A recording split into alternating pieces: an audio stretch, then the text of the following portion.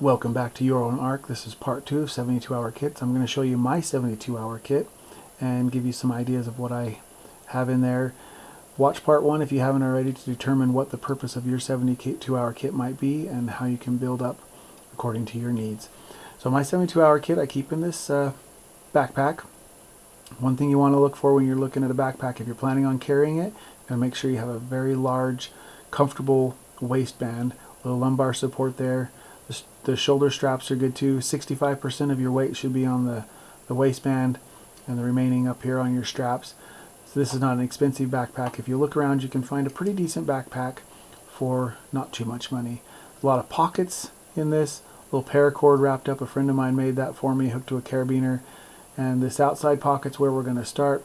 Open that up and I have my go bag in there, or my first stage, second stage. A lot of military people talk about their kits.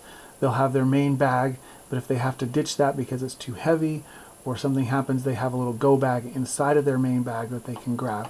So that's what this is for. If I can't end up carrying my kit or something happens, I have to run or whatever, I can grab this, and it's a smaller version of my 72-hour kit. It's a little canvas bag with a shoulder strap. I pull it out. I have my reflective blanket in there. I have a small mirror in case I get something in my eyes. Some 22 bullets in a film canister, my lighter. Essential oil is good. This is antiseptic, antimicrobial, and also can help to clear your mind and be uplifting. Inside these film canisters you have some toilet paper and some baby wipes. I have some tape. This is hockey tape. It's a cotton tape that they use to wrap up the hockey sticks, but it's much more effective than buying your medical tape. So I have some vitamins to keep my electrolyte up, a small water filter, a multi-tool, and some energy bars. So this would be just my shrunk down version. If I had to grab and go and needed something very light to carry or move quickly with, I would have this. If I still had my main kit, I have lots of other things. I have my foot powder and Germex, antimicrobial, but also good for fire starting, some more 22 bullets, and some more baby wipes and toilet paper. You can also use like a small pill bottle or something like that. You want to stuff your toilet paper down in there as tight as you can, seal it up tight so it will stay dry, or your baby wipes so they'll stay wet. Hygiene is very important with your toilet paper, and keeping it dry is important too. And then when you need to use it, you can just pull it out, straighten it up, and it's very easy to use. I have a small first aid kit, some pain medication there in case I get injured or somebody that's with me gets injured, masks, gauze, ace bandage, band-aids, alcohol swabs. I also have my essential oil that I can use as antiseptic, and some gloves. That all goes in the Ziploc bag, air out of it, and into the next Ziploc bag to keep it dry. I'm going to try and keep the things that are fragile, possibly if they get wet, keep them dry in plastic bags. This is my large knife that I have as a tool. This knife, depending on where I am, I may just leave it behind because of the weight. But if I'm in the forest or somewhere in the mountains or something, this might be very useful to have to build fires or do things with. So it's something that I have that might be the first thing that goes depending on where I'm at and what situation I find myself in. I have my pocket knife, and also the little multi-tool has a knife on it if I need a knife. So this weight might be gone if I need to get rid of it. You want some food? This would be the food that I have. There's a lot of different freeze-dried companies out there, Mountain House. I'm not saying you have to get that one. This is just the one that I got on sale. But the freeze-dried food gives you the most calories for the weight and the nutrition. They have these compact calorie bars. They don't have necessarily the nutrition in them, but they have the calories, so the combination is good. Have some beef jerky and some dried fruit just to kind of munch on a little bit. So this would be my food as I'm going along. Water's the next important thing. Again, this is my 72-hour kit that I keep in the vehicle. I would have in my vehicle with me as well. I would have my lunch box with my water bottles and my lunch and those things. All of that would go into my 72-hour kit when I left. So I don't keep this canteen full in the wintertime. In the summertime, I would probably keep it full, but in the wintertime it's empty so it doesn't freeze. The Sawyer water filter is, in my opinion, the best water filter that you can get.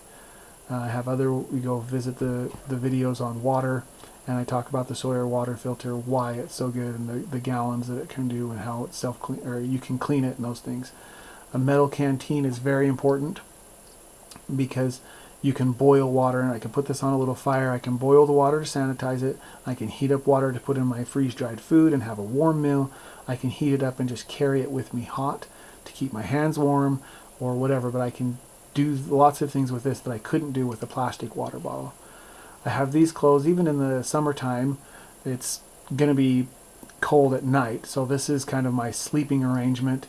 In the summertime and the wintertime, I'd have my coat and extra things with me as well.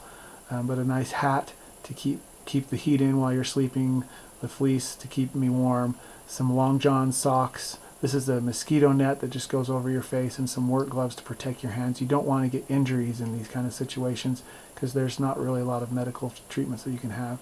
So for my sheltering, this is all very fragile sheltering, but it's lightweight. You can get these things fairly inexpensively. It's just a very quick, lightweight, and disposable kind of shelter that you may or may not end up using. If it's wet or rainy, you would want to stay dry, and some cordage to hang it up or to makeshift what you need. I have the lighters here. Lighters are probably the most inexpensive way you can have to make a fire. The waterproof matches are another good way, a little backup, but this combination, if one goes down, the other one will work, but you want to be able to make a fire to keep warm or comfort or whatever. Fingernail clippers and a can opener. If I come across some food, I want to be able to open it. I want to be able to have light that I'm not worried about the batteries dying on, so I can crank that lantern up or that light up, and I can get light out of it. Some zip ties and these markers. If I have to leave a note or write something down, I can write on any surface. So just some ideas there. This stuff I don't have in my 72-hour kit would be, this is more along the lines of what I would travel with, especially in a third world country or something when I'm traveling, to help me out. Hygiene wise, you always want to think hygiene and multitasking and whatever. So this MMS, I have another video on that, but you can mix this together. You can use it for a body wash, you can use it for a gargle, tooth powder, toothbrush. It's antimicrobial, antiparasitic, antibacterial. You can take it internally if you get something, you eat something that get food poisoning or something. So there's a lot of benefits that you can have with this. So it's good to have with you. You can put it in smaller bottles. I like to gather up bottles from hotels or wherever I can find small bottles and put things in. I've got soap, dish soap in this, and a hand soap in this. A little shampoo bottle that I've just put different soaps in and over the years to have with you. A little soap to wash up with. The hand sanitizer I probably use more as a fire starter than hand sanitizer, but it is good to have that option as well. This shave combination here, Shave Secrets, is a nice little bottle that you can shave with. It's a natural oil that you can put on your skin and protects your skin while you shave, but you don't have to wash it off. So it's good in this situation if you have minimal water. And it's good all the time. This is what I used to shave with it a lot anyways, but you can use that to shave with and you don't have to wash it off afterwards. I like to use tooth powder instead of toothpaste as I travel. It just seems to travel better, your dental floss and those things. So this is some stuff, this is not in my kit, but this is some good ideas you want to think about depending on what your purpose for your kit is having these other options. This combination right here, I can shave with this for 2 months at a time. The razor would start to get pretty dull, of course, but I can keep going with this if I had to. So think about what your purpose is and then look around, put things in smaller bottles that you have that you use on a daily basis to help things out. So if you have any questions about your 72-hour kit, feel free to shoot me an email or drop us a comment at euronnarc.blogspot.com.